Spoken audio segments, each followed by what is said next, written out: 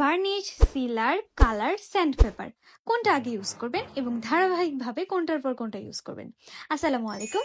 অনেকে আমাকে কমেন্ট এবং ইনবক্স করেন যে আপু আপনি তো সিলার, ভার্নিশ, কালার এগুলো ব্যবহার করেন, বাট কোনটার পর কোনটা ব্যবহার করবো এগুলো একটু বলে দিবেন।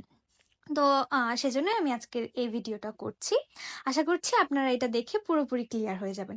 তো প্রথমেই আপনারা তো একটা প্রোডাক্ট মোল্ড আউট করবেন, তারপর আপনারা একটা সেন্ট পেপার মানে হচ্ছে শিরিষ কাগজ দিয়ে এটাকে ভালোভাবে ফিনিশিং দিবেন। যে জায়গাগুলো একটু এবড়ো থেবড়ো সেগুলো আপনারা এটা দিয়ে ঘষে ক্লিয়ার করে নিতে পারবেন। অ্যান্ড তারপর আপনারা সিলার ব্যবহার করবেন।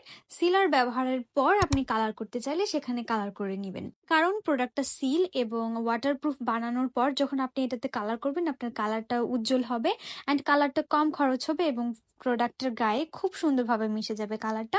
অ্যান্ড তারপর আপনারা চাইলে ভার্নিশ ইউজ করতে পারেন প্রোডাক্টটাকে একটু গ্লসি দেখানোর জন্য।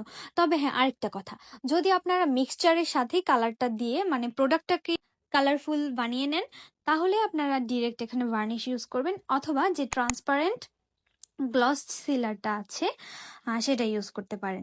সো প্রথমে sandpaper, then sealer, then colour and তারপর আপনি ভার্নিশ ইউজ করবেন।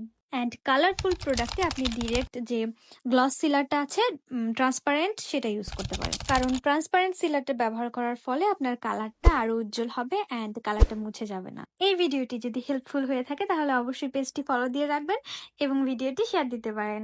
এরকম আরো অনেক ইনফরমেশন অ্যান্ড প্রপার গাইডলাইন পেতে আপনারা আমার কোর্সে candle making and gypsum making কোর্সে এনরোল হয়ে যেতে পারেন।